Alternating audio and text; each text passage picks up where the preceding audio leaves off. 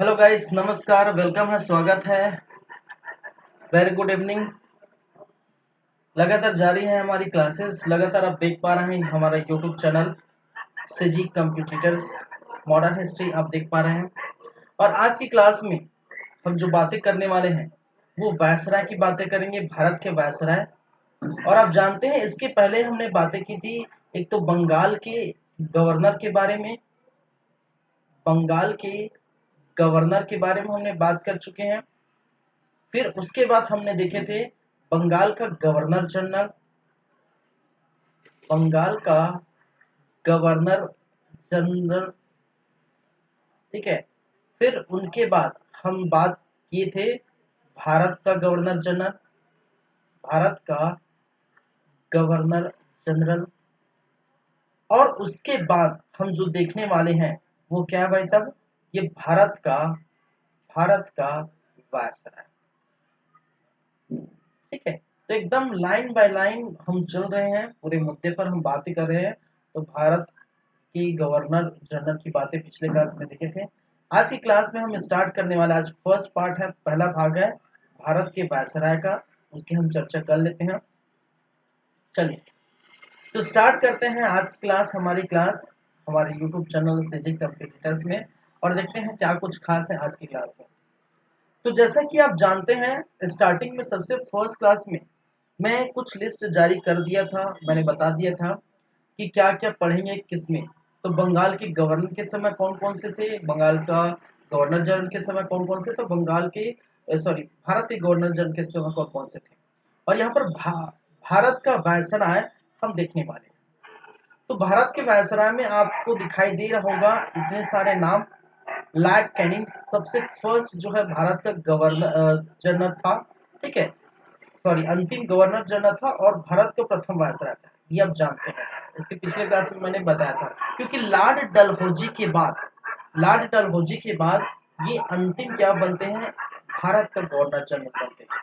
और उनके बाद आपको देखने को मिलता है 1858 का अधिनियम हम बात करेंगे।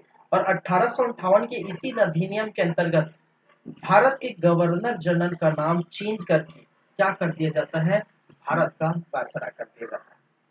फिर बात करेंगे लॉर्ड एग्लिन फर्स्ट। फिर मूव करेंगे लॉर्ड जॉन लॉरेंस, जिनका समय 1864 से 69। लॉर्ड मेयो 1869 से 72।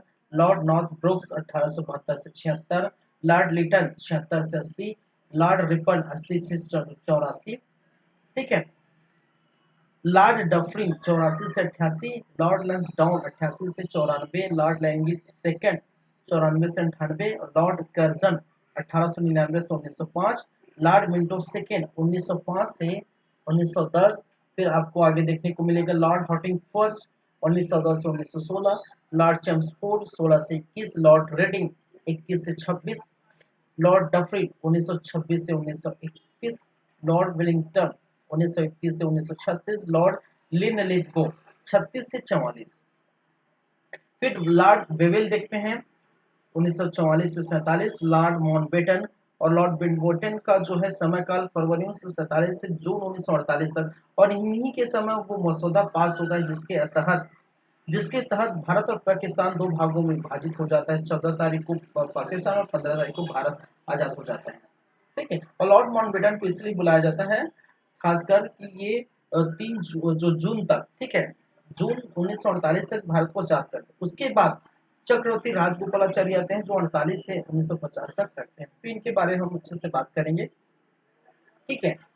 तो चलिए फर्स्ट जो हम बातें करने वाले हैं वो है हमारा आज के टॉपिक में भारत के वायसराय में लॉर्ड कैनिंग की हम बातें करेंगे, जिनका समयकाल भारत के वायसराय के रूप में 1858 से लेकर जो है 62 तक देखने को मिलता है, ठीक है।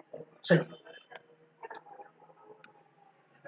तो सबसे फर्स्ट है भाई साहब लॉर्ड कैनिंग। क्या है,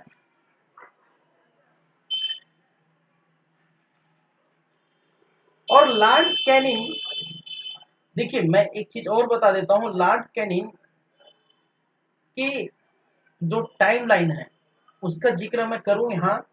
तो एक तो भारत की भारत के गवर्नर जनरल के रूप में,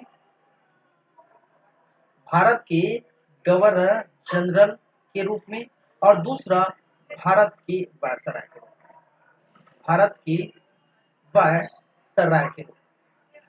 भारत के गवर्नर जनरल के रूप में अगर बात करें तो 1856 से लेकर 1857 एक वर्ष देखने को मिला। फिर जैसे यहाँ पर 1858 से लेकर 1862 तक क्या देखने को मिलता है, इस समय इनके भारत के क्या बन जाते हैं भाई, वायसराय।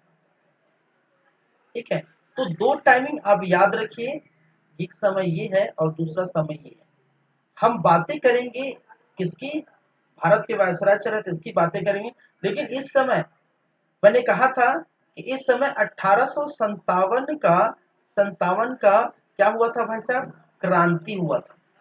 ठीक है, इसके समय 1857 का क्रांति लॉर्ड कैनिंग के समय हुआ था, ये याद रखिए। और इसी समय तीन तीन विश्वविद्यालय तीन विश्वविद्यालय की क्या हुई थी, स्थापना की गई थी। तीन विश्वविद्यालय की स्थापना देखने को मिली थी।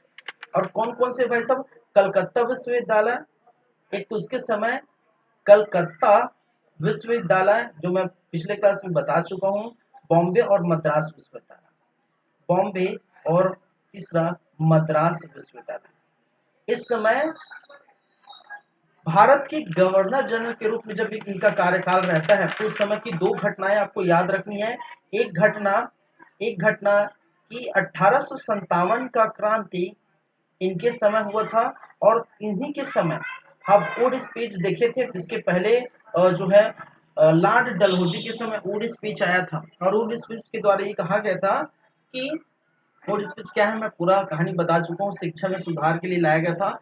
और इसके तहत लॉर्ड डलहौजी के समय ये हुआ था, और इसके तहत शिक्षा में सुधार चाहते हैं, और शिक्षा में सुधार करने के लिए लंदन के विश्वविद्यालय की तर्ज पर भारत में भी विश्वविद्यालय के निर्माण की प्रक्रिया जो है देखने को मिली थी, और जिसका निर्माण लॉर्ड कैनिंग के समय होता है। कब, ठीक है, इसी समय 1856-57 के आसपास कलकत्ता, बॉम्बे और मद्रास में तीन आपको देखने को मिलती है। ठीक है, चलिए, भारत की वायसराय के रूप में इनका कार्यकाल 1858 से 62 तक था। ठीक है, और इस समय क्या क्या महत्वपूर्ण बातें हैं वो हम देखेंगे। तो लॉर्ड कैनिंग के समय, ठीक है, महत्वपूर्ण बातें,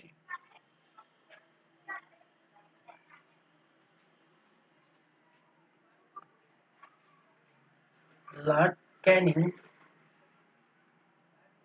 के समय महत्वपूर्ण बातें या बिंदु, जो भी आप बोलना चाहें, ठीक है, आप बोल सकते हैं।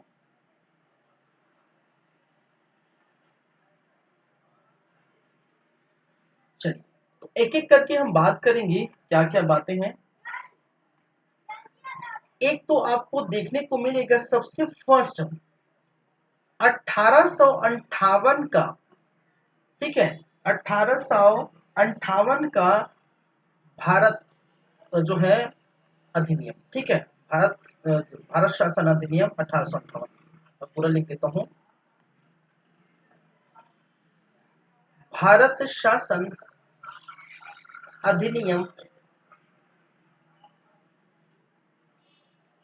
1858 इसी समय देखने को मिली थी। ठीक है, साथ ही साथ इनके समय भारत परिषद अधिनियम, इनके समय भारत परिषद अधिनियम इन्हीं के समय देखने को मिली थी। ये दोनों क्या है, इस पर हम, ठीक है, ये हुआ था 1861 में। ये दोनों क्या है, इस पर हम लंबी बातें करेंगे। ठीक है, क्योंकि लॉर्ड कैनिंग का जो पोस्ट आया है भारत शासन अधिनियम 1958 के अंतर्गत ही इनको लाया गया था। ठीक है, वो क्या है वो हम बातें करेंगे। इन दोनों को हम अच्छी तरीके से और गहराई में जाएंगे, बातें करेंगे। ठीक है, चलिए, थर्ड नंबर की बातें करेंगे। तो ये भारत का प्रथम वायसराय है, इनके संबंध में अगर बात करें तो ये भारत का प्रथम वायसराय है, ये आप जानते हैं।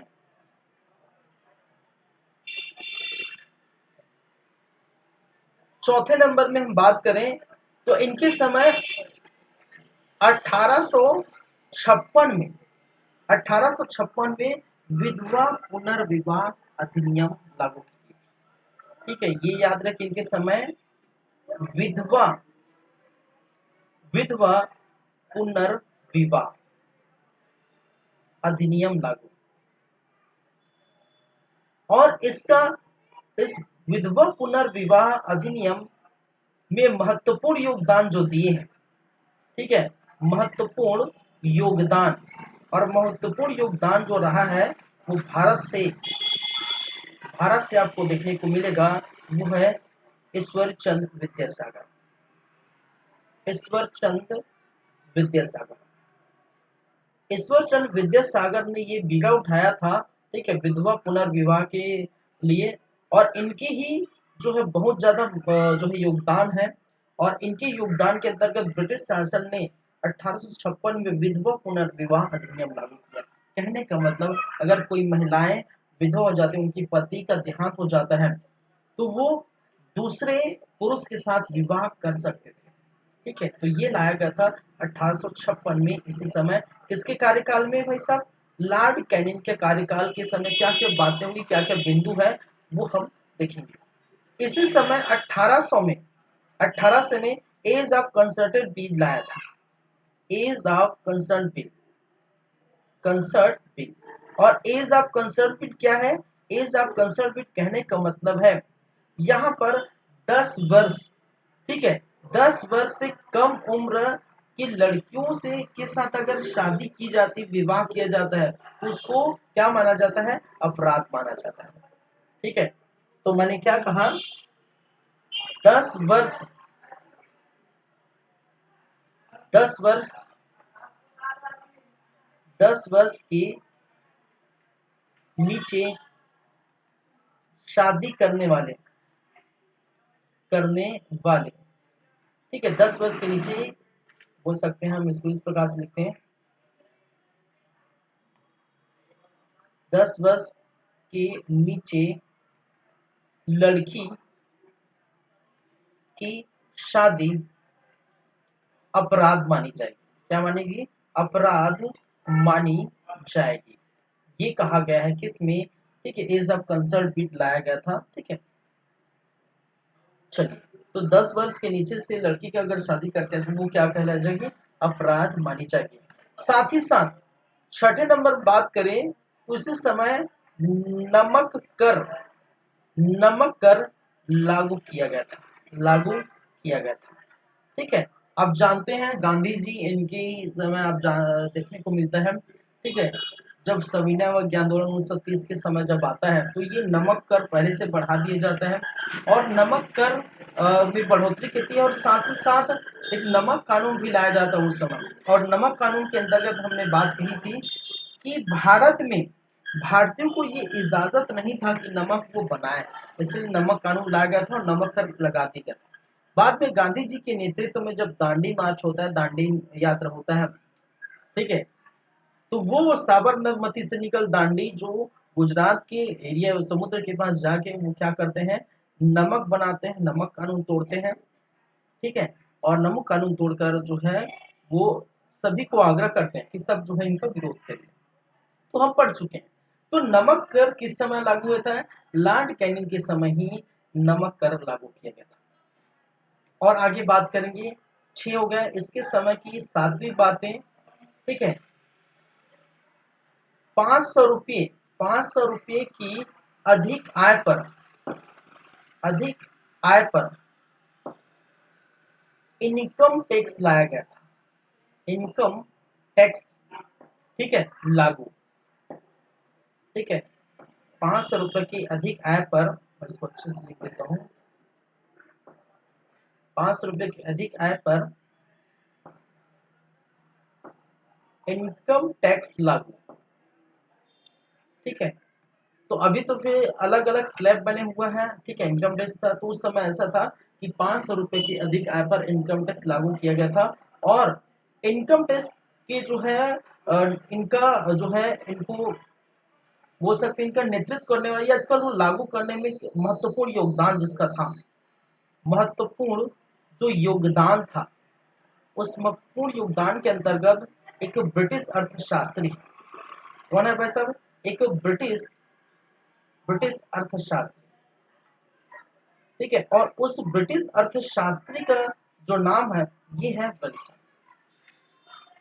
ठीक है। ब्रिटिश अर्थशास्त्री विल्सन के जो है इनके कारण, ठीक है, इनके समय लॉर्ड कैनिंग के समय इनकम टैक्स लागू किया गया था। 500 रुपए से अधिक जिनकी आय होगी, ठीक है, वो क्या हो, ठीक है, वो इनकम टैक्स लागू किया था उस समय।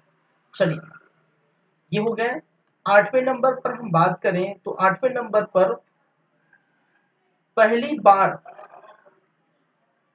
ठीक है, याद रखिए, पहली बार विभागीय प्रणाली की व्यवस्था, विभागीय प्रणाली की व्यवस्था, प्रणाली की क्या की गई थी, व्यवस्था की गई थी। अब बोलेंगे विभागीय प्रणाली क्या है भाई साहब, विभागीय प्रणाली कुछ नहीं है कि जैसे अगर कोई मंत्री है, मान के चलिए हमारा पीएम है, हमारे पीएम साहब मोदी साहब या हमारा सीएम भूपेश बघेल साहब, ठीक है, वो अपने मंत्रियों को अलग अलग विभाग में बांट दिए। कोई तो खाद्य विभाग है, ठीक है, कोई श्रम विभाग है, कोई वित्त विभाग के अंतर्गत बांटे, कोई गृह विभाग, तो इस प्रकार से विभागों में कोई रेल विभाग है, विदेश मंत्री है, विदेश विभाग है, तो अलग अलग जो है मंत्री बना के अलग अलग विभागों को उसके डिपार्टमेंट दे दिया गया था। तो ये पहली बार ऐसा हुआ था कि उनके जो अधिकारी हैं, ठीक है, उनके जो अधिकारी हैं उनको अलग अलग विभाग में बांट दिया गया था। तो ये विभागीय प्रणाली इस समय देखने को मिला था। चलिए बात करते हैं नेक्स्ट। इसी समय 1859 में, ठीक है, यूरोपियन सेना का क्या हुआ था, श्वेत विद्रोह हुआ था, श्वेत विद्रोह हुआ था, ठीक है। इसी समय 1859 में श्वेत विद्रोह हुआ था। इसके पहले श्वेत विद्रोह हम पढ़े थे शायद वारेन हेस्टी के समय, मुझे ध्यान आ रहा है कि वारेन हेस्टी के समय, नहीं, Robert Clive, I think Robert Clive, Warren हेस्टी नहीं, रॉबर्ट क्लाइव, रॉबर्ट क्लाइव के समय हमने श्वेत विद्रोह भी पढ़े थे आई थिंक, ठीक है। और उस श्वेत विद्रोह क्या था कि श्वेत विद्रोह कहने का मतलब है कि यहाँ पर जो वहाँ के वेतन है, जो जो सैनिक है, ठीक है, ब्रिटिश सैनिक है, उनके वेतन पर रोक लगा दी गई थी, किसी कारणवश उनकी वेतन पर रोक लगा दी गई थी, जिसके कारण से ब्रिटिश सेना विद्रोह करती थी, जिसको हम कहते हैं श्वेत विद्रोह, ठीक है। चलिए 10वें नंबर पर हम बातें करें, ठीक है, हाई कोर्ट एक्ट लाया गया था, हाई कोर्ट एक्ट, ठीक है, क्या किया गया था, हाई कोर्ट एक्ट लाया गया था, कहां पर, 1861, ठीक है। और हाई कोर्ट एक्ट ला के बाद में जो है हाई कोर्ट का क्या गया था, निर्माण किया गया था। तो ये भी आप याद रखिए। इसी समय ही आपको देखने को मिलेगा भारतीय दंड संहिता, भारतीय दंड संहिता, भारतीय दंड संहिता का जो है निर्माण यहीं पर हुआ था, 1860 में लाया गया था। कहने का मतलब जो आईपीसी है, इंडियन पिनल कोड, बोलते हैं ना आईपीसी की धारा इतने के साथ इसको फांसी की सजा सुनाई जाती है, आईपीसी की धारा के समय इनको इसके तहत इसको जो है 6 महीने की कैद सुनाई जाती है। तो ये भारतीय जो दंड देने की जो बात आती है, दंड संहिता आईपीसी की जो धारा मौजूद है, ठीक है, तो इन्हीं के समय देखने को मिली थी, ठीक है। तो ये प्रमुख बातें हैं किनके समय की, लॉर्ड कैनिंग के समय की क्या थी भाई साहब, प्रमुख बातें, ठीक है, लॉर्ड कैनिंग के समय की प्रमुख घटनाएं हैं, प्रमुख बातें। चलिए आगे बढ़ते हैं। अब आगे बढ़ेंगे, मैंने कहा दो जो पॉइंट है, दो जो टॉपिक है उसको हम अच्छे से डील करेंगे, क्योंकि उसके बिना लॉर्ड कैनिंग की जो बातें वो अधूरी रह जाएगी, ठीक है। लॉर्ड कैनिंग किस प्रकार से वायसराय था, उनकी यहाँ पर महत्व किस प्रकार से थी, भारत में क्या स्थिति है, अगर अगर भाई साहब नाम चेंज करने का मतलब क्या हुआ, जब भारत का जो है गवर्नर जनरल ऑलरेडी था और वही गवर्नर जनरल भारत का वायसराय बनता है, तो नाम बस तो चेंज किए, वो तो वही था। तो ये क्या चीज है, ये सभी क्या चीज है, तो ये पता कब चलेगा, जब हम पढ़ेंगे भारत शासन अधिनियम 1858 और भारत परिषद अधिनियम 1861 की जब बातें करेंगे, तब भारत की स्थिति का मुआयना आप जो कर सकते हैं, आप देख सकते हैं क्या कैसी है। ठीक है, चलिए तो हम बात करेंगे भारत शासन अधिनियम जो 1858। देखिए इसके पहले हमने रेगुलेटिंग एक्ट पढ़े, 1773 का रेगुलेटिंग एक्ट पढ़े। ठीक है, फिर 1784 का प्रेसिडेंट एक्ट पढ़े, 1793 का रेगुलेटिंग जो चार्टर्ड एक्ट पढ़े, 1813 का चार्टर्ड एक्ट पढ़े, 1833 का चार्टर्ड एक्ट पढ़े, 1800 आई थिंक 53 का, फिर 58 का, यह भी पढ़ेंगे। ठीक है, ये भारत शासन नीति यहाँ से स्टार्ट हो जाता है। चलिए तो वो जो है लगातार जारी है। तो आपकी जो है मॉडर्न हिस्ट्री के साथ साथ कुछ कुछ पोर्शन जो आप संविधान में पढ़ेंगे। ठीक है, संविधान में जो पोर्शन पढ़ेंगे वो यहाँ पर भी कुछ कुछ चीजें झलक देखने को मिलेगी। ठीक है, चलिए आगे बात करते हैं। तो भारत शासन अधिनियम 1858 क्या है उसकी हम चर्चा करेंगे। भारत शासन अधिनियम 1858। ठीक है, आराम से एकदम ध्यान लगा के सुनिएगा। ठीक है, बहुत ही ज्यादा महत्वपूर्ण है जो कहने जा रहा हूँ, जो बताने जा रहा हूँ, एकदम आराम से सुनिएगा।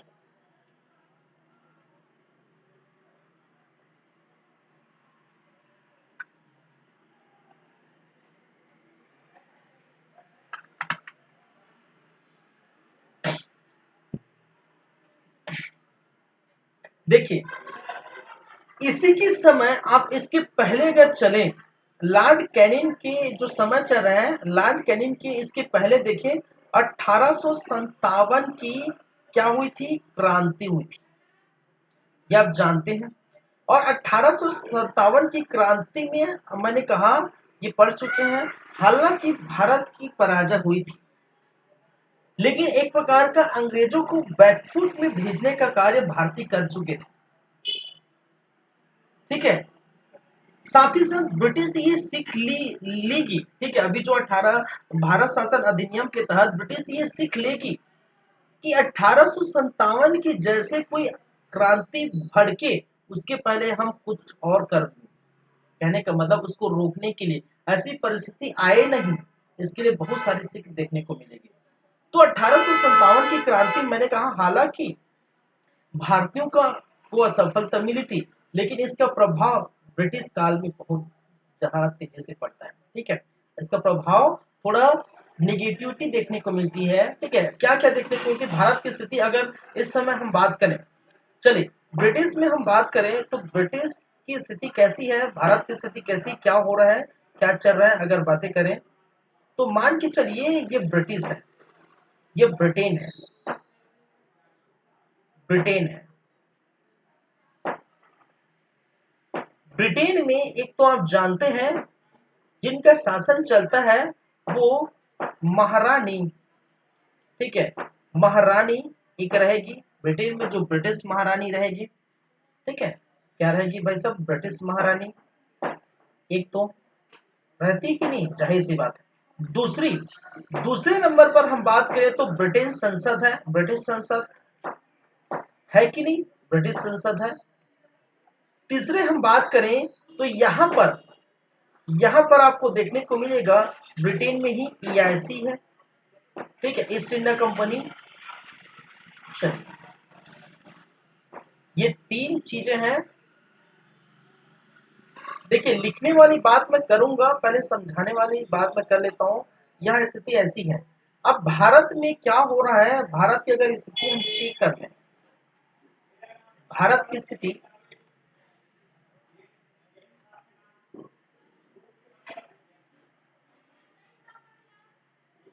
चलिए अगर हम इंडिया की स्थिति, भारत की स्थिति जाने तो यहां पर अगर देखने को मिलेगा कि ईआईसी क्या कर रहा है।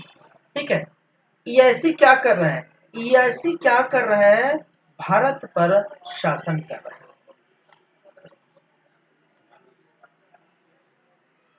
ईआईसी क्या कर रहा है भाई साहब, भारत पर शासन कर रहा है। ईस्ट इंडिया कंपनी का भारत पर शासन, भारत पर शासन। और भारत पर शासन कैसे कर रहा है?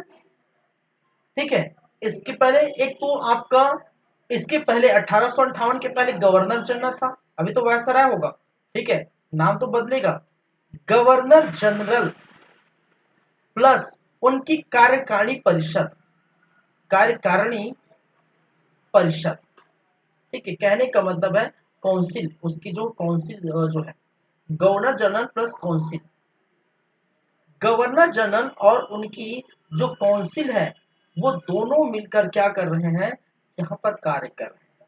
ठीक है, चलिए 1858 की ये बातें हो गई। एक चीज मैंने ये भी कहा था, आप ध्यान से देखे होंगे, तो ब्रिटिश संसद ने, ठीक है, ब्रिटिश संसद ने स्टार्टिंग में 1773 का रेगुलेटिंग एक्ट पास किया था, और रेगुलेटिंग एक्ट पास किया था और जिसके अंतर्गत उन्होंने court of directors, court of directors, court of directors की स्थापना कर दी गई थी। ठीक है, समझिएगा पूरी बात है। कोर्ट ऑफ डायरेक्टर की स्थापना किसने की थी भाई साहब? ब्रिटिश संसद द्वारा कोर्ट ऑफ डायरेक्टर की स्थापना कर दी गई थी। और वही कोर्ट ऑफ डायरेक्टर्स क्या करता था? To control EIC. ये क्या करता है? यही कोर्ट ऑफ डायरेक्टर क्या करेगा? ईआईसी को कंट्रोल करता है। ठीक है, क्या करता था? To control EIC. ठीक है, और ये जो कोर्ट ऑफ डायरेक्टर है, इस कोर्ट ऑफ डायरेक्टर का जो स्थापना की गई थी वो कब किया गया था भाई साहब? आप जानते हैं, सन 1773 का रेगुलेटिंग एक्ट, रेगुलेटिंग एक्ट।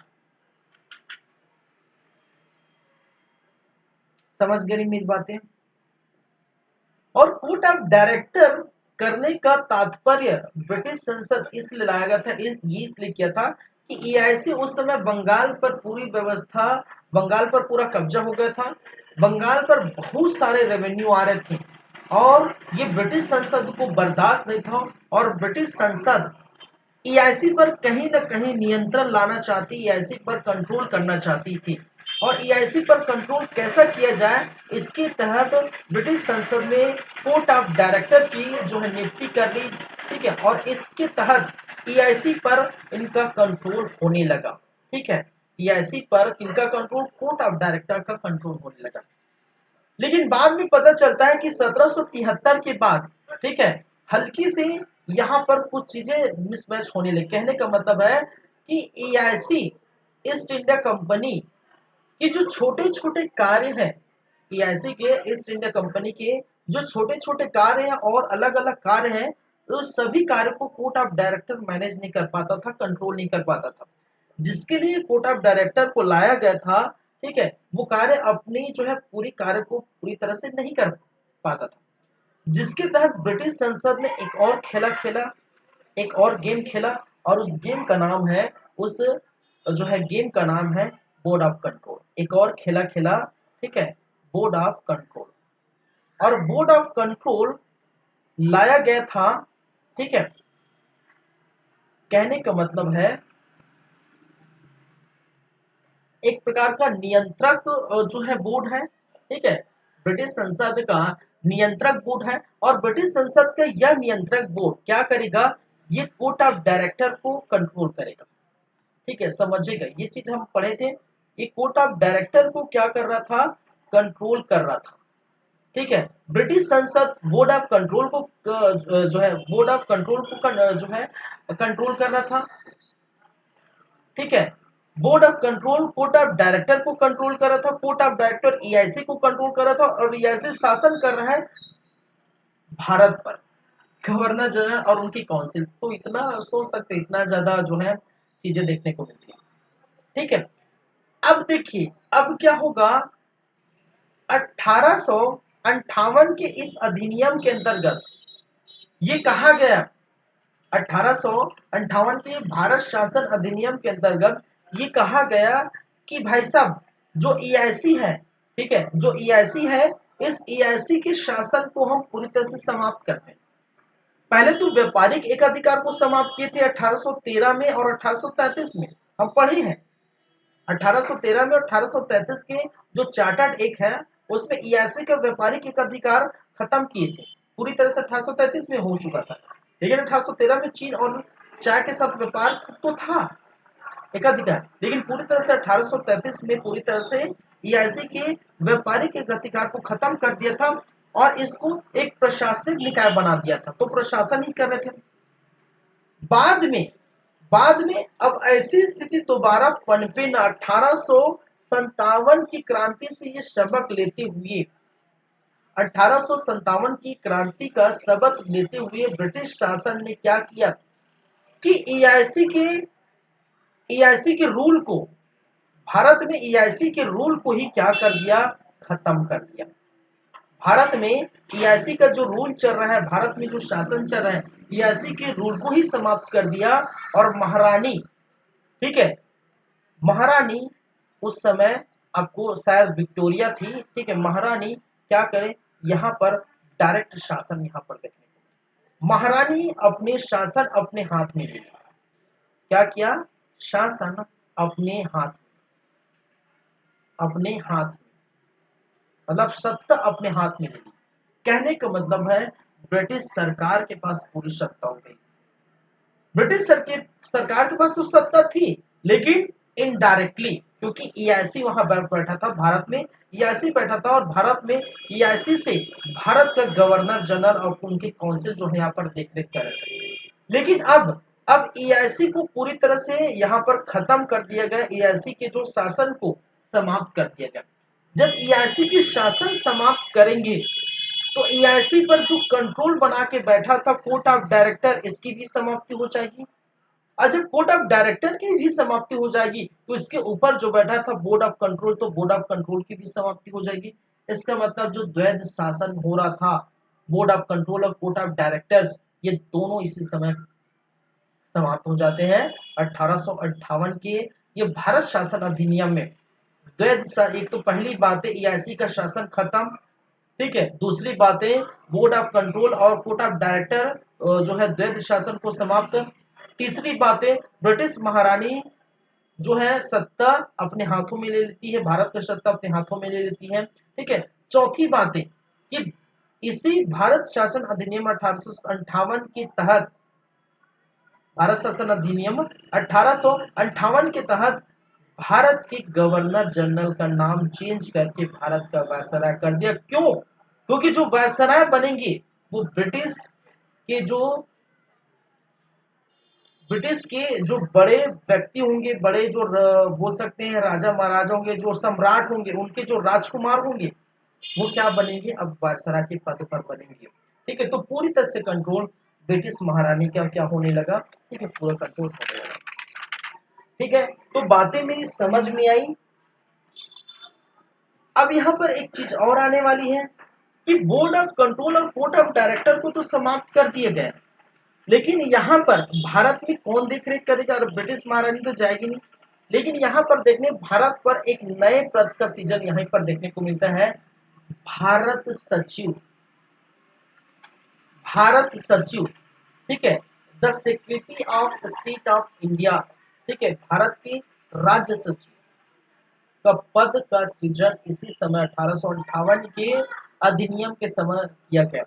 और उसकी सलाहकारी 15 सदस्यीय सलाहकारी परिषद जो भारत परिषद कहा जाता है, ठीक है, भारत परिषद जो 15 सदस्यीय सलाहकारी परिषद का भी स्थापना इसी समय की गई थी।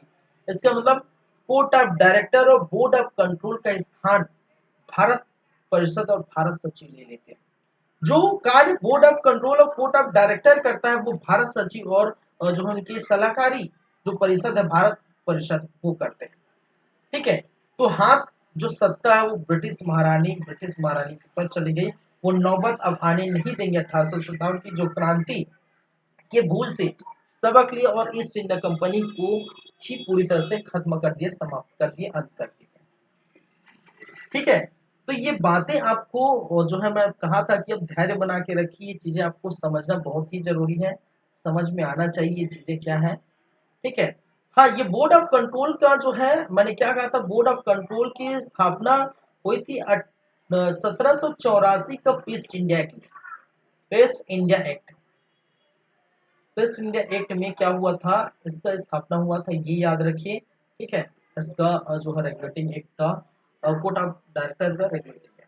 ठीक है, 17 तो चलिए, तो अब जो बातें मैं यहाँ पर जो चीज मैंने कहा है उसी बातों को मैं लिखूंगा। ठीक है, और वही बात आप भी लिखेंगे और उसी बात को आप भी पढ़ेंगे। ठीक है, तो चलिए आगे बढ़ते हैं। तो मैं लिखूंगी यहाँ पर भारत शासन अधिनियम, भारत शासन अधिनियम 1858 के प्रमुख बिंदु। ठीक है, भारत शासन अधिनियम 1858 के प्रमुख बिंदु। चलिए, जो चीज मैंने कहा है वही चीज मैं लिखूंगा। ठीक है, तो वो है पहली बातें, भारत में ईआईसी की समाप्ति। ईआईसी कहने का मतलब है east India company, east India company. ठीक है, भारत में ईस्ट इंडिया कंपनी की क्या हो गई, समाप्ति हो गई। जब भारत में ईस्ट इंडिया कंपनी की समाप्ति हुई तो भारत में द्वैध शासन भी समाप्त हो गया। भारत में क्या है, द्वैध द्वैध शासन, द्वैध शासन भी क्या हो गया, समाप्त कर दिया गया, समाप्त हो गया। और द्वैध शासन कहने का मतलब है, ठीक है, एक जिसको हम कहते हैं जो court of directors, court of directors. ठीक है, और कोर्ट ऑफ डायरेक्टर्स जिसको कहा जाता है निदेशक मंडल, निदेशक मंडल, हिंदी में हम कह सकते हैं निदेशक मंडल। और दूसरा बोर्ड ऑफ कंट्रोल। ठीक है, बोर्ड ऑफ कंट्रोल। और बोर्ड ऑफ कंट्रोल कौन है, ये कंट्रोल का जो है नियंत्रण बोर्ड है, एक प्रकार से जो नियंत्रक बोर्ड हो सकते हैं, नियंत्रक नियंत्रण बोर्ड।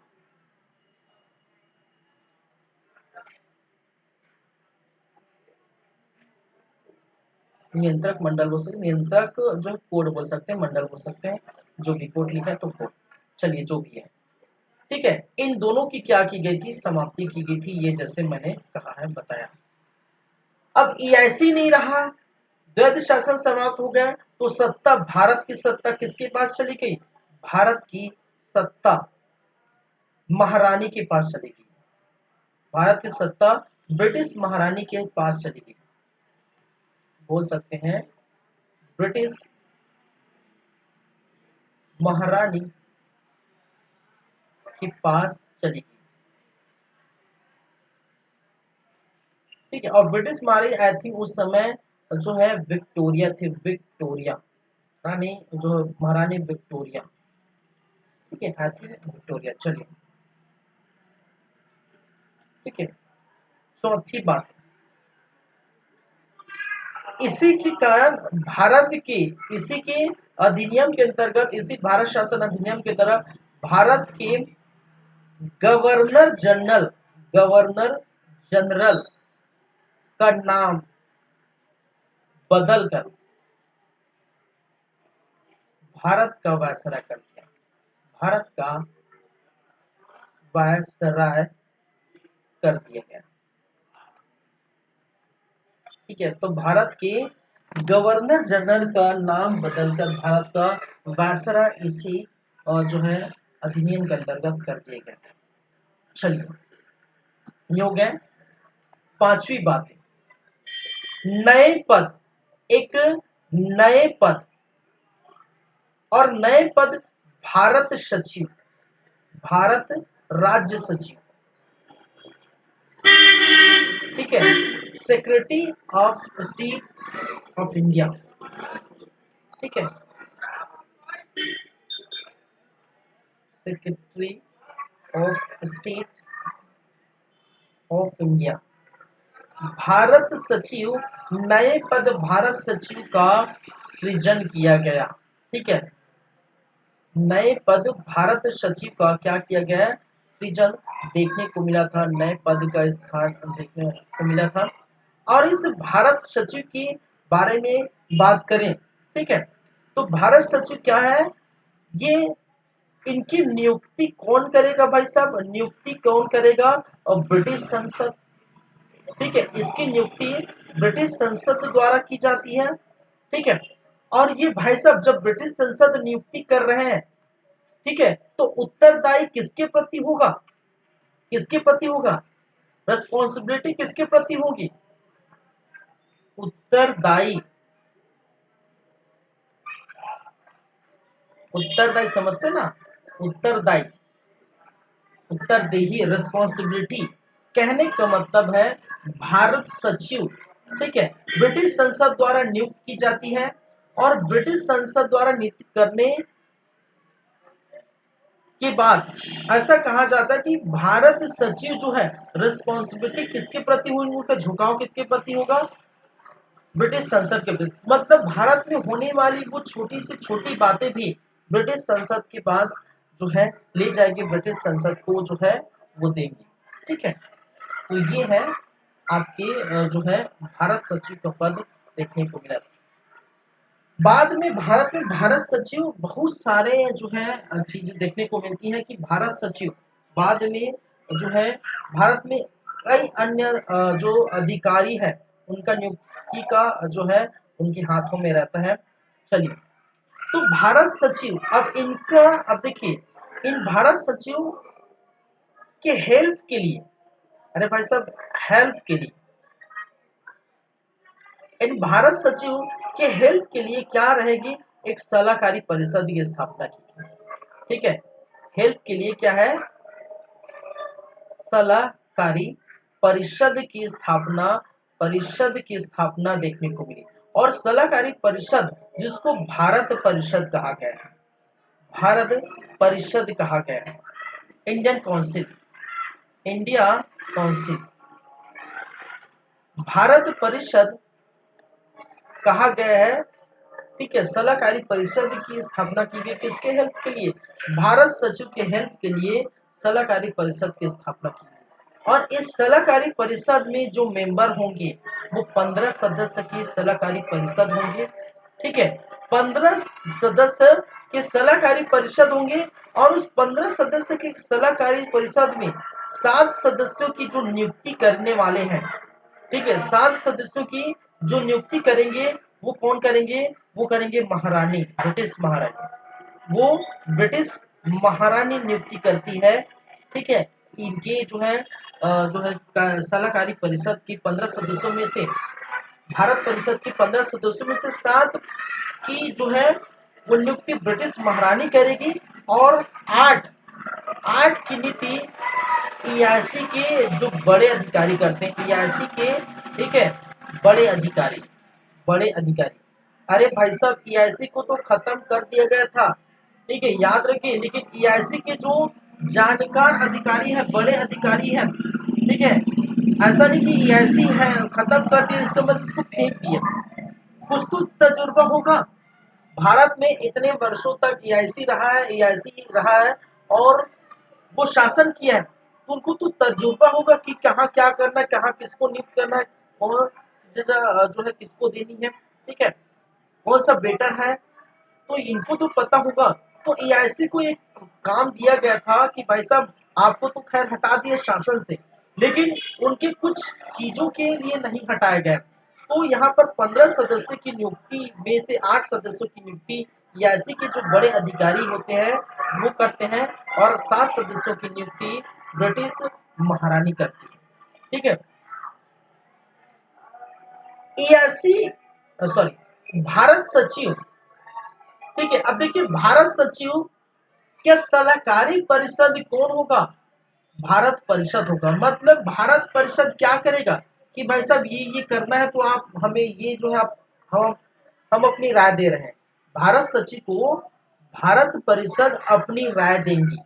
मैंने क्या कहा, भारत सचिव को, ठीक है, भारत परिषद अपनी राय देगी, लेकिन उनकी जो है राय मानना न मानना वो भारत सचिव के ऊपर डिपेंड करता है, वो बाध्य नहीं कर सकता। लेकिन एक चीज के लिए बाध्य कर सकता है, भारत सचिव को बात माननी पड़ेगी। ठीक है, वो किस किस के लिए, भारत परिषद की जो है बात भारत सचिव कब माननी पड़ेगी, उसके लिए बाध्य होना पड़ेगा, उसकी बात माननी ही पड़ेगी। वो कब के लिए, वो तब के लिए जब जब कोई जब कोई अर्थव्यवस्था की बात हो रहा हो, जब कोई अखिल भारतीय सेवा की बात हो रहा है, तब उनकी बात माननी पड़ेगी। किसके लिए, मैंने क्या कहा, अर्थव्यवस्था, अर्थव्यवस्था प्लस अखिल भारतीय, अखिल भारतीय सेवा, अर्थव्यवस्था और अखिल भारतीय सेवा के विषय में राज्य सचिव बाध्य होंगे। कहने का मतलब जो है राज्य सचिव, उनकी बातें क्या होंगे भाई साहब, माननी ही पड़ेगी। किनकी बातों पर, भारत परिषद की बातों पर। ठीक है, भारत परिषद की राय यदि अर्थव्यवस्था से जुड़ी है, यदि वो अखिल भारतीय सेवा से जुड़ी है, तो भारत परिषद की राय भारत राज्य सचिव को माननी ही होगी, उनके लिए बाध्य है। लेकिन और भी कोई भी इसके अलावा कोई भी दूसरा कार्य है तो भारत सचिव उनकी राय नकार सकते हैं, उनकी राय को नेग्लेक्ट कर सकते हैं, नहीं मान सकते, आपकी उनकी मर्जी। ठीक है, तो नए पद का सृजन किया गया था, सलाहकारी परिषद की भी स्थापना की गई थी। तो ये चीजें आपको क्या रखना है, याद रखना। ठीक है, क्लियर है भाई।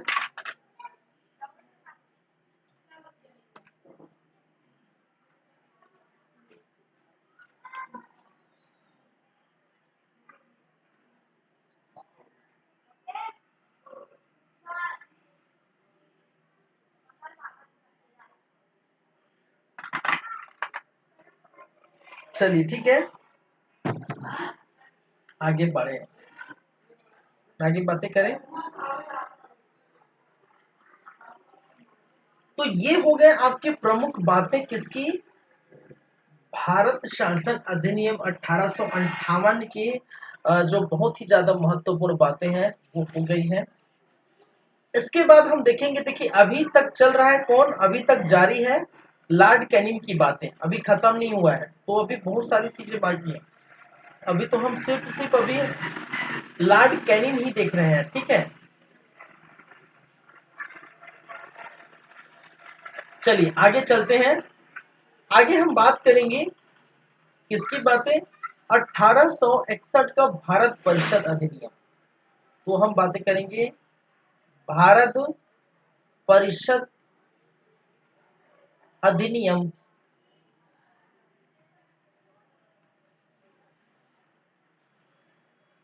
1861, 1861।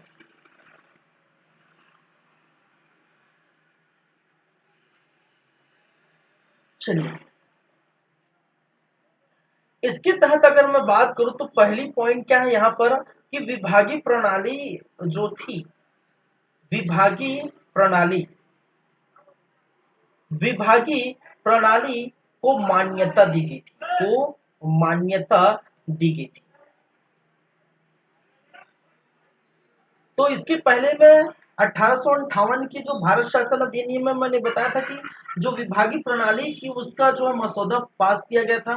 ठीक है, और यहाँ पर 1861 में इस विभागीय प्रणाली को मान्यता दी गई थी। कहने का मतलब अलग अलग विभाग में अधिकारी को भेजना, कोई खाद्य विभाग, कोई रेलवे विभाग, कोई कृषि विभाग, कोई गृह विभाग। ठीक है, अलग अलग विभाग जो है देने की जो बात है उसको हम क्या कहते हैं, विभागीय प्रणाली। ठीक है, और वही यहाँ पर देखने को मिली थी। चलिए नेक्स्ट हम बातें करें, यदि इसी के तहत, इसी के तहत उच्च न्यायालयों की, उच्च न्यायालय, उच्च न्यायालयों की क्या की गई थी, स्थापना देखने को मिली, की गई थी। ठीक है, इसी के तहत जो है 3 उच्च न्यायालय, एक जहां पर कलकत्ता में, कलकत्ता, ठीक है, दूसरे नंबर पर हम बात करें तो वो बॉम्बे में, बॉम्बे, बॉम्बे उच्च न्यायालय, कलकत्ता उच्च न्यायालय, उच्च न्यायालय, दूसरा बॉम्बे उच्च न्यायालय,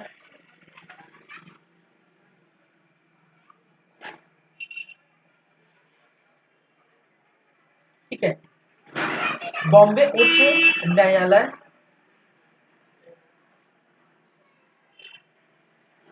और थर्ड ये है मद्रास उच्च न्यायालय, मद्रास उच्च न्यायालय।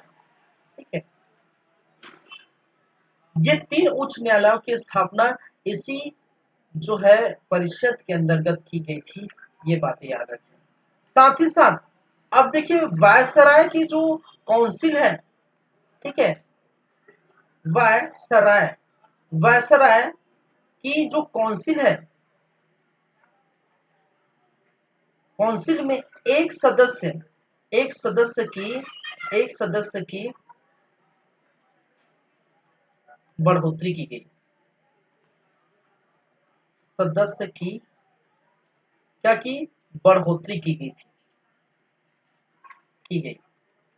इसका मतलब क्या है, इसका मतलब क्या है कि पहले क्या था भाई साहब, पहले से भारत का गवर्नर जनरल था, प्लस एक भारत का गवर्नर जनरल था, ठीक है, और प्लस कितनी 4 अन्य इनके सदस्य थे, टोटल 5 हो गए थे। पहले 1773 का रेगुलेटिंग एक्ट में यही किया गया था, फिर बाद में पीट्स इंडिया एक्ट में फिर एक जो है घटा दिया गया था, फिर बाद में जो है 33 का, उसमें भी 1833 के चार्टर्ड एक्ट में फिर वो 5 कर दिया गया था। अब इस बार आपको देखने को मिलेगा कि एक तो ये होंगे और 5 जो है अन्य सदस्य होंगे। इसका मतलब नए सदस्य पहले 4 थे, अब 5 हो गया, टोटल मिला के 6। तो वायसराय और काउंसिल के जितने जो है सदस्य की संख्या टोटल हो जाती है 6। ठीक है, और ये दोनों वायसराय प्लस ये सभी मिला के वायसराय और काउंसिल के से सदस्य मिलाए को हम क्या कहते हैं, कार्यपालिका का निर्माण करता है, कार्यपालिका। अब कहने का मतलब है ये कार्यपालिका का निर्माण करेगा, ठीक है, और कार्यपालिका का निर्माण करेगा मतलब ये कार्यपालिका क्या करता है, विधि बनाएगा, विधि का निर्माण करता है। विधि का क्या करेगा भाई साहब, ये विधि बनाएगा, ये कानून बनाएगा, विधि का निर्माण करेगा। विधि का निर्माण अब कौन करेगा, ठीक है, वायसराय और उनकी जो है काउंसिल में जो सदस्य है वो क्या करेगा, वो विधि बनाएगा, विधि का निर्माण करेगा। ठीक है, चलिए ये याद रखिए।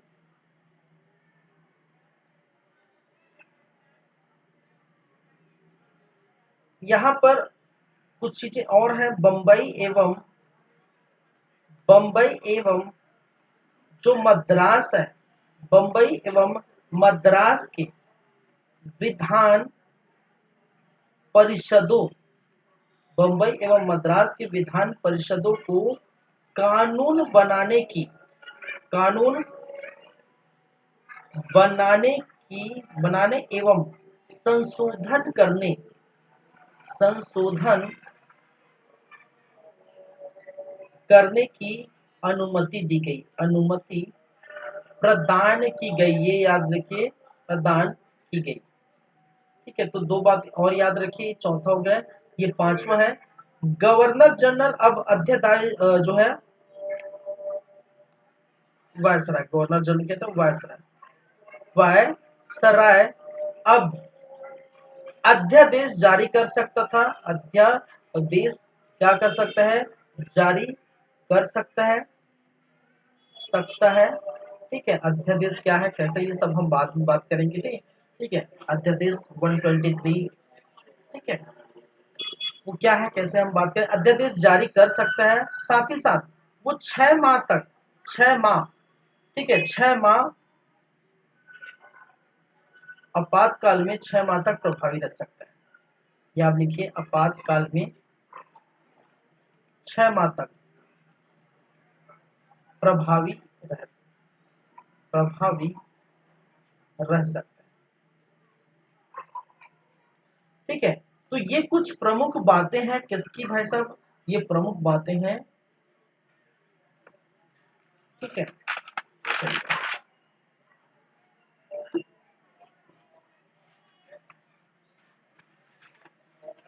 लॉर्ड कैनिंग के समय की जो प्रमुख बातें हैं वो हम देख लिए।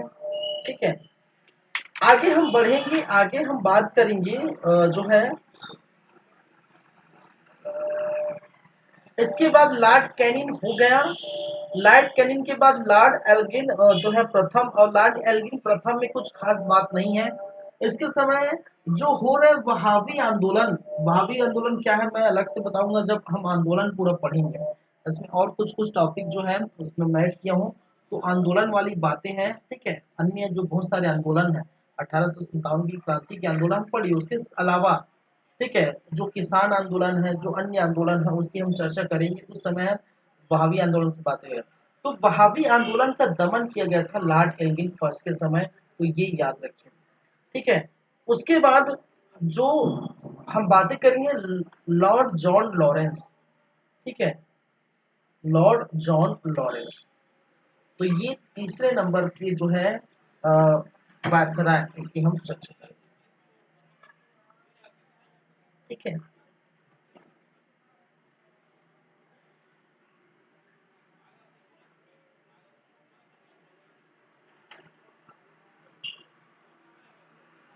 नेक्स्ट है लॉर्ड जॉन लॉरेंस। और लॉर्ड जॉन लॉरेंस की बातें करें तो इनका समय काल 1864 से लेकर 69, 69, 64 से 69, तो इनके समय की प्रमुख बातें क्या है वो हम बातें करेंगे, ठीक है। इनके समय की प्रमुख बातें ये देखिए, इनको लॉर्ड जॉन को, ठीक है, जॉन को, जॉन लिख देता हूं समझ जाए, जॉन लॉरेंस, जॉन लॉरेंस को, जॉन लॉरेंस को भारत का रक्षक कहा जाता है। भारत का क्या कहा जाता है, रक्षक कहा गया, कहा जाता है। और भारत का रक्षक कहा जाता है, क्यों कहा जाता है, ठीक है।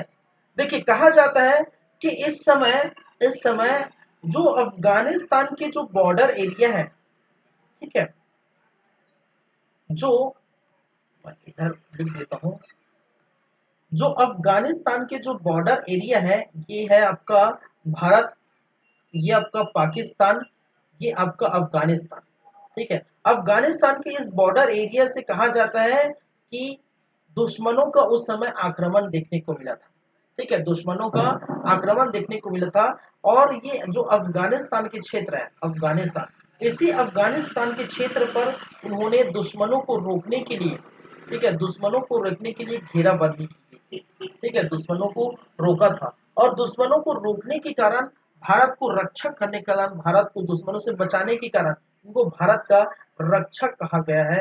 ये चीजें याद रखिए। तो वहां पर अफगानिस्तान के जो एरिया है वहां पर भारत पर जो है होने वाले आक्रमण को रोका गया था, जिस कारण इसको भारत का रक्षक कहा गया है।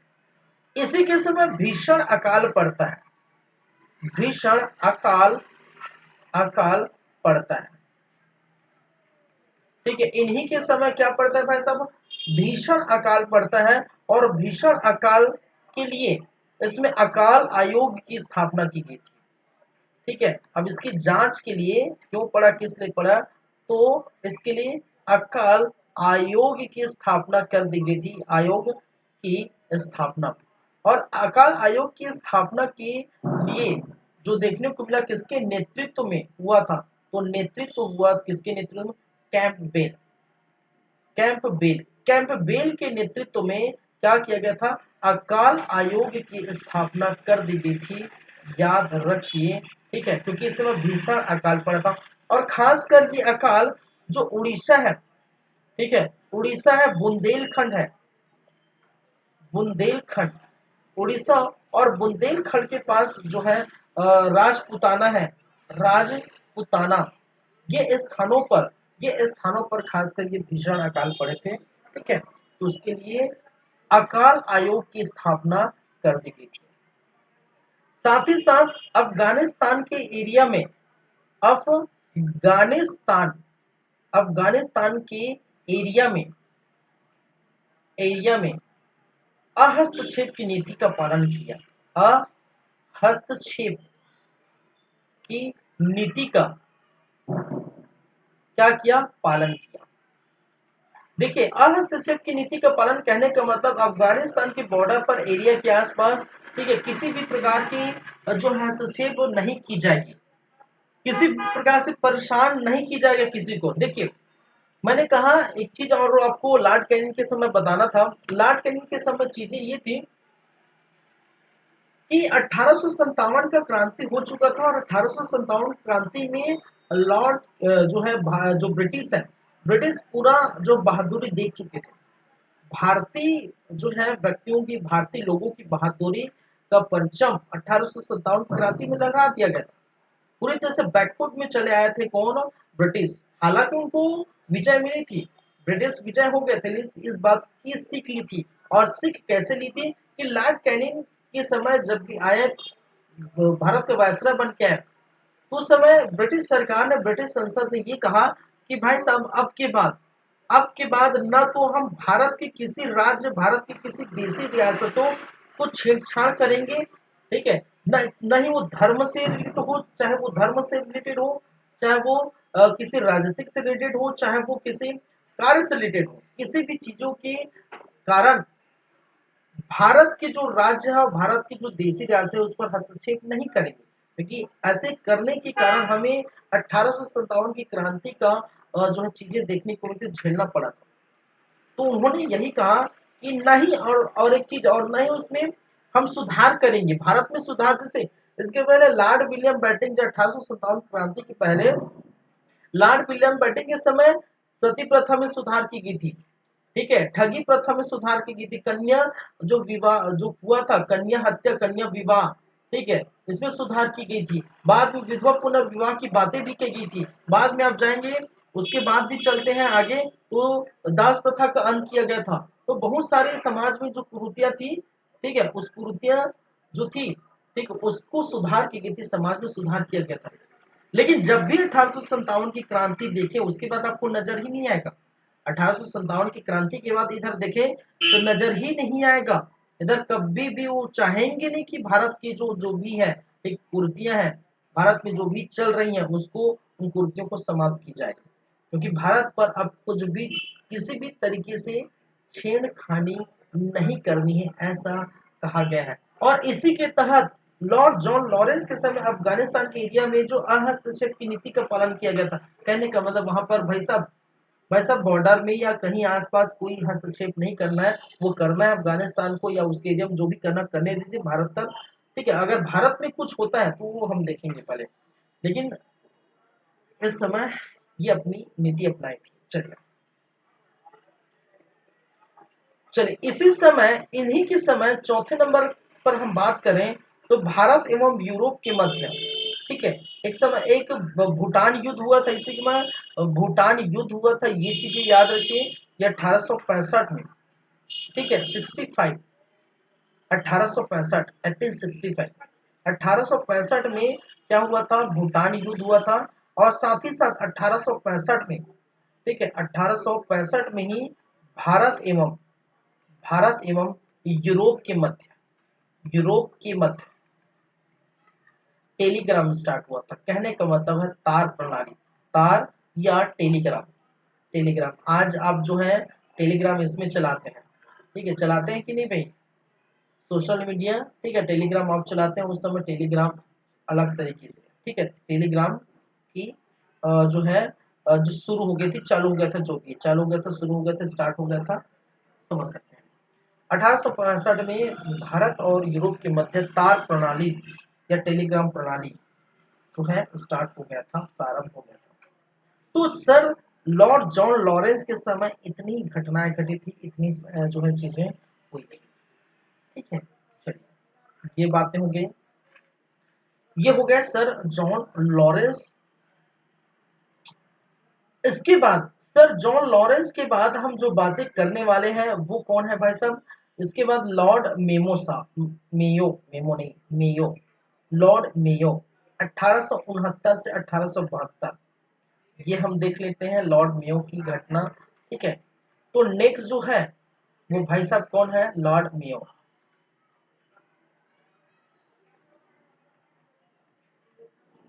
लॉर्ड मेयो साहब, और लॉर्ड मेयो का जो शासन काल है 1800 69 से लेकर 72, ठीक है।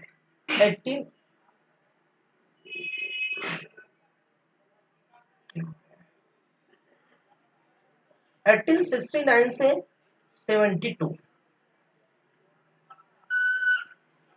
इसके समय की क्या क्या प्रमुख बातें हैं वो हम देख लेते हैं, ठीक है।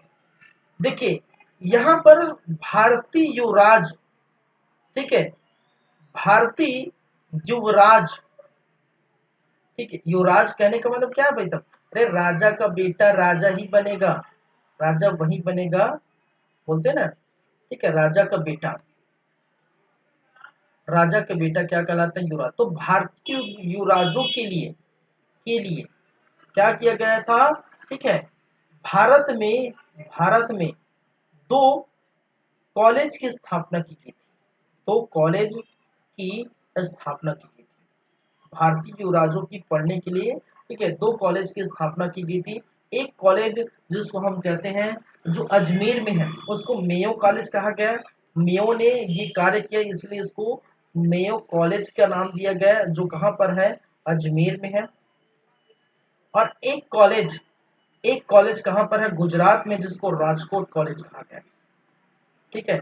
एक कॉलेज जिसको हम कहते हैं राजकोट कॉलेज। तो राजकोट कॉलेज की जो स्थापना है, ठीक है, वो कहाँ पर, गुजरात में की गई थी, ठीक है। और किसके लिए, ये दोनों कॉलेज भारतीय जो युवराज है, राजा का बेटा, ठीक है, राजकुमार, युवराज कहने का मतलब राजकुमार, उस राजकुमारों के लिए क्या की गई थी। चलिए, साथ ही साथ भारत में भारत की आर्थिक आर्थिक विकेंद्रीकरण की नीति प्रारंभ की गई। विकेंद्री, ठीक है, आर्थिक विकेंद्रीकरण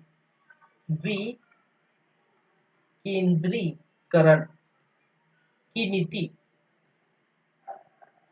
का प्रारंभ किया गया। अब विकेंद्रीकरण की नीति का प्रारंभ, और विकेंद्रीकरण का मतलब क्या है, विकेंद्रीकरण, आर्थिक विकेंद्रीकरण कहने का मतलब है कि पैसों की बात हो रही है। आर्थिक मतलब समझ चुके हैं, पैसों की बात हो रही। विकेंद्रीकरण का मतलब होता है कि जो हायर लेवल से जो है लोएस्ट लेवल तक जो है उनका गमन होना, पैसों का जैसे केंद्र है, ठीक है। अगर केंद्र है तो अगर राज्य को उसकी पैसों की जरूरत होती है या किसी भी चीज की जरूरत होती है, अगर राज्य को, हमारे जो छत्तीसगढ़ को, राज्य को, या जो है किसी और राज्य को अगर पैसों की जरूरत होती, फंड की जरूरत होती, तो पीएम साहब तो देंगे ही। और अगर राज्य को, ठीक है, फिर जिले में जरूरत होती, किसी भी जो है राजधानी से जिले में या कहीं भी होती है, तो वो तो फंड प्रोवाइड करेंगे। कहने का मतलब हायर लेवल से नियर लेवल जो है, नीचे जो है आपके पैसों का गमन क्या कहलाता है, आर्थिक विकेंद्रीकरण कहलाता है। तो इसी समय ये नीति प्रारंभ की गई थी। अगर किसी राज्य को जरूरत है, उसको जो ऊपर जो लेवल है, वो नीचे लेवल को क्या कर सकते हैं, प्रोवाइड कर सकते हैं। चलिए, इसी समय पहली बार 1872 में पहली बार क्या हुआ था, पहली बार जो है जनगणना हुई थी। पहली बार भारत में क्या हुआ था, जनगणना हुआ था। ये भी आप रख दीजिए, ठीक है। लेकिन ये जो जनगणना हुआ था, ये पूरी तरह से वैज्ञानिक पद्धति पर आधारित नहीं था, ठीक है, रैंडमली कर दिया गया था, वैज्ञानिक पद्धति पर आधारित नहीं था। ये चीजें आपको याद रखनी है। चलिए, इसी समय कृषि विभाग की स्थापना की गई थी, ठीक है। इसी समय कृषि विभाग की स्थापना स्थापना देखने को मिला था इनके समय, लॉर्ड मेयो के समय। इसी के समय, ठीक है, राज्य रेलवे की स्थापना की गई थी। राज्य रेलवे की स्थापना देखने को मिली थी इसी समय, राज्य रेलवे की स्थापना की गई थी, ठीक है। चलिए, सांख्यिकी सर्वेक्षण विभाग का गठन इसके समय किया था। सांख्यिकी सर्वेक्षण सर्वेक्षण विभाग का गठन किया गया था। याद रखिए, लॉर्ड मेयो की जो मृत्यु होती है, कहा जाता है इनकी हत्या कर दी जाती है पोर्ट ब्लेयर में, ठीक है। कहां पर, पोर्ट ब्लेयर,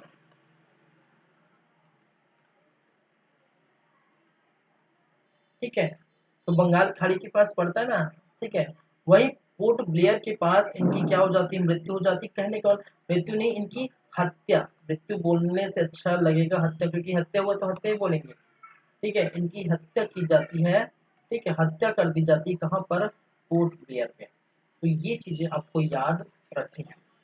तो लॉर्ड मेयो की भी बातें हो गई, भारतीय राज्य के लिए 2 कॉलेज की स्थापना की गई, तो ये याद रखिए, एक अजमेर कॉलेज, एक गुजरात कॉलेज। आर्थिक विकेंद्रीकरण की नीति का प्रारंभ, 1872 में पहली बार भारत में जनगणना हुआ, कृषि विभाग की स्थापना, राज्य रेलवे की स्थापना, सांख्यिकी सर्वेक्षण विभाग की स्थापना की गई।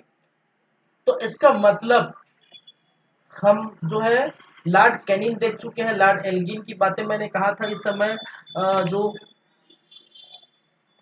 जो वहाबी आंदोलन है उनको बस दमन किया था, एक ही उनका जो है कार्य था, ठीक है, वहाबी आंदोलन देखेंगे, अलग से बातें करेंगे वो, ठीक है। लॉर्ड जॉन लॉरेंस के समय की बातें हो जाए, लॉर्ड मेमो की बातें हो गई।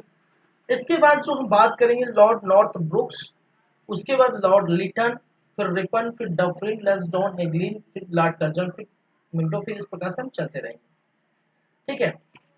चलिए,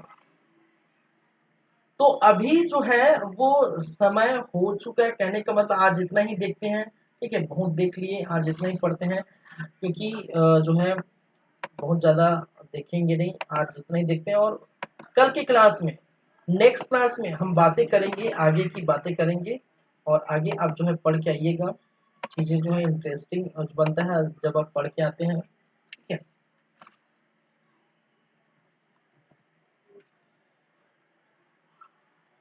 तो चलिए फिर आज की क्लास यहीं पर समाप्त करते हैं, यहीं पर खत्म करते हैं। नेक्स्ट क्लास में हम पार्ट 2 लेके आएंगे, ठीक है, वायसराय ऑफ इंडिया पार्ट 2, और वायसराय ऑफ इंडिया पार्ट 2 में हम जो स्टार्ट करेंगे वो है लॉर्ड नॉर्थ ब्रुक, ठीक है।